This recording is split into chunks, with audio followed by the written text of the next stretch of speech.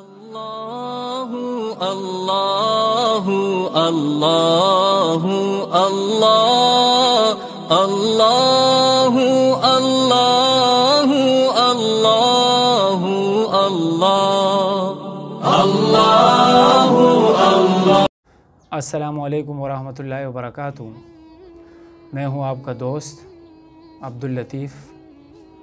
امید ہے کہ آپ تمام ساتھی خیریت سے ہوں گے اور آپ اسباق بہت اچھے طریقے سے سن رہے ہوں گے۔ میرے محترم ساتھیوں، ہم اس وقت ثلاثی مجرد صحیح کے قوانین پڑھ رہے ہیں۔ اس سے پہلے ہم نے مقدمے کے اسباق پڑھے۔ مقدمہ یعنی بگیننگ کو کہتے ہیں، ابتدا کو۔ تو ابتدائی اسباق صرف میں اس کو مقدمہ کہتے ہیں، ہر چیز کا ایک مقدمہ ہوتا ہے۔ پھر اس کے بعد ہم نے ابواب پڑھے اور ابواب کے بعد ہم قوانین پڑھ رہے ہیں۔ ثلاثی مجرد کے قوانین تقریباً ختم ہونے کو ہے، بس کچھ قوانین ابھی باقی ہیں، تو ہم وہ قوانین انشاءاللہ پڑھیں گے بھی۔ درمیان میں آپ کے سامنے اجرا بھی چلتی رہتی ہے۔ آج کے سبق میں ہم آپ کو دو قانون پڑھانے والے ہیں۔ ایک قانون کا نام ہے ضروب مضاریب کا قانون اور ایک قانون کا نام ہے الف فاصلہ کا قانون۔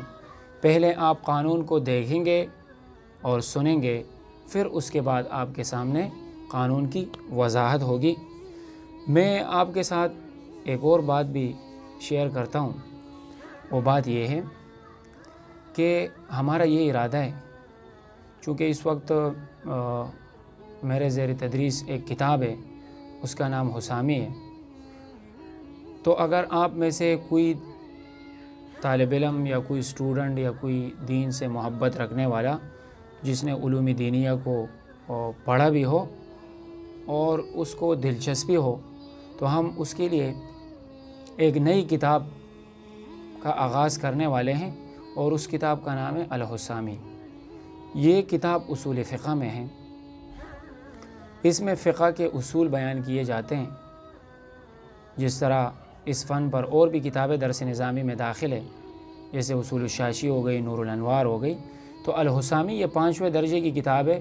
تو میں یہ چاہتا ہوں کہ ان اسباق کو بھی میں آپ کے ساتھ شیئر کرتا جاؤں، اور اس کی صرف ریکارڈنگز ہوں گی، اور ریکارڈنگز کے ساتھ ہم جو اس سبق کا صفحہ ہوگا وہ آپ کے سامنے اس کو شیئر کریں گے۔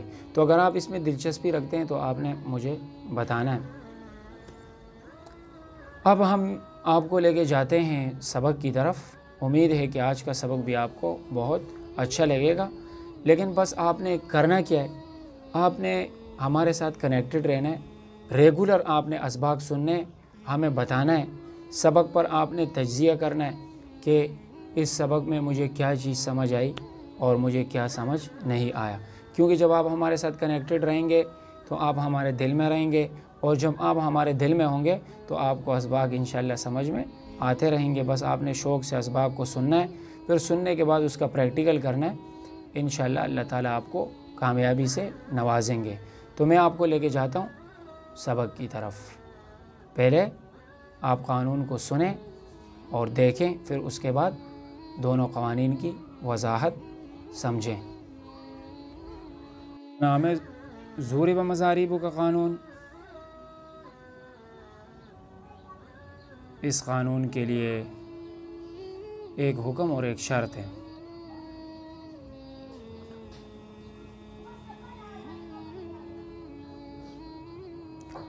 حکم یہ ہے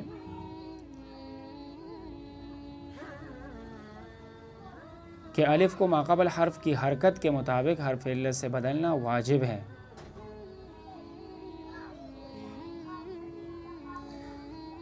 شرط یہ ہے کہ ماقبل والی حرکت الف کے مخالف ہو۔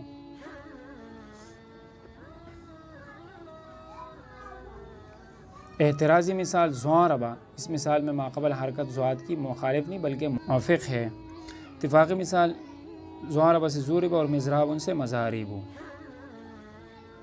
بسم اللہ الرحمن الرحیم۔ آپ نے ابھی ضروب مضاریب کا قانون پڑھا۔ ضروب مضاریب کے قانون کے لیے آپ نے ایک حکم اور ایک شرط پڑھی۔ حکم آپ نے یہ پڑھا کہ الف کو ماقبل حرف کی حرکت کے مطابق حرف علت سے بدلنا واجب ہے۔ شرط یہ ہے کہ الف کے ماقبل کی حرکت اس کے مخالف ہو۔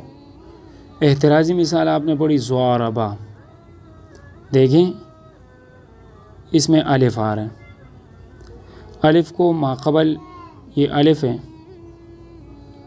اس کو ماقبل حرف کی حرکت کے مطابق حرف علت سے بدلنا واجب ہے۔ شرط یہ کہ ماقبل کی حرکت اس کے مخالف، یہ جو حرکت ہے ضاد پر حرکت فتح، یہ الف کے مخالف نہیں ہے بلکہ یہ الف کے مطابق ہے، کیونکہ الف اپنے ماقبل فتحہ یا اپنے ماقبل کسرہ اور واو اپنے ماقبل ضمہ چاہتے، تو اس وجہ سے یہ احترازی مثال بنی، کیونکہ ماقبل کی حرکت اس کے مخالف نہیں ہے۔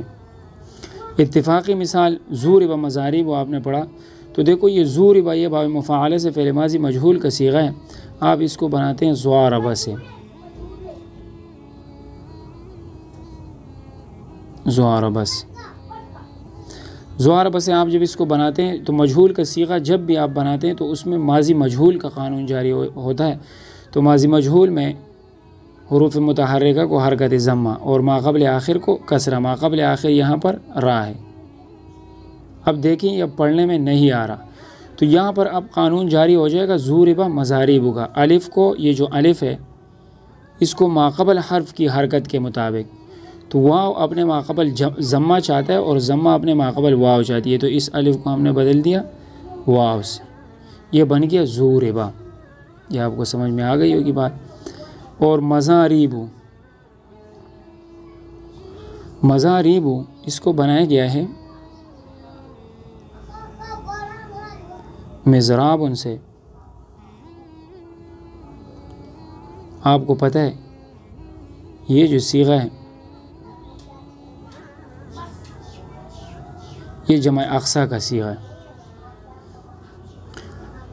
تو جمع اقصیٰ کا جب صیغہ ہے تو جمع اقصیٰ بنانے کا طریقہ یہ ہے کہ پہلے حرف کو فتح، دوسرے کو فتح، تیسری جگہ پر الف علامت جمع اقصیٰ، اس کے بعد دیکھیں یہ تیسری جگہ پر عمل ہے، اس کے بعد کتنے حروف ہے؟ را الف با، 3 حروف ہے، اگر اس کے بعد 3 حروف ہو، پہلے کو کسرہ، دوسرے کو ساکن اور تیسرے کو اپنی حالت پر، تو یہ دیکھیں الف کا ماقبل کسرہ ہے، اب الف پڑھا نہیں جا رہا تو یہاں پر قانون جاری ہو جائے گا ضرب مضارب کا قانون، الف کو ماقبل حرف کی حرکت، ماقبل حرکت اس کی کسرہ ہے، تو لہٰذا الف کو ہم یہاں پر یا سے بدل دیں گے، شرط یہ ہے کہ ماقبل کی حرکت اس کے مخالف ہے، تو یہ بن گیا مضارب۔ کو سمجھ میں آ گیا ہوگا، امید ہے۔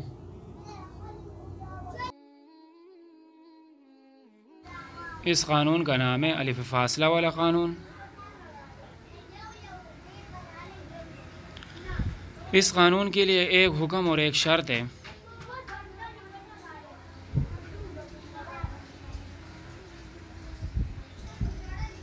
حکم یہ ہے کہ جب نون تاکید ثقیلہ اور نون جمع مؤنث کے درمیان نون تاکید ثقیلہ اور نون جمع مؤنث کے درمیان الف فاصلہ لانا واجب ہے۔ شرط یہ ہے کہ نون تاکید ثقیلہ اور نون جمع مؤنث ملے ہوئے آ جائیں۔ احترازی مثال لیضربن، یہاں نون تاکید ثقیلہ ہے لیکن جمع مؤنث نون نہیں۔ اتفاقی مثال لیضربنن سے لیضربنان نے پڑھنا واجب ہے۔ امید ہے کہ آج کا سبق آپ کو اچھا لگا ہوگا۔ کل تک کے لیے اجازت دیجیے۔ اللہ نگہبان۔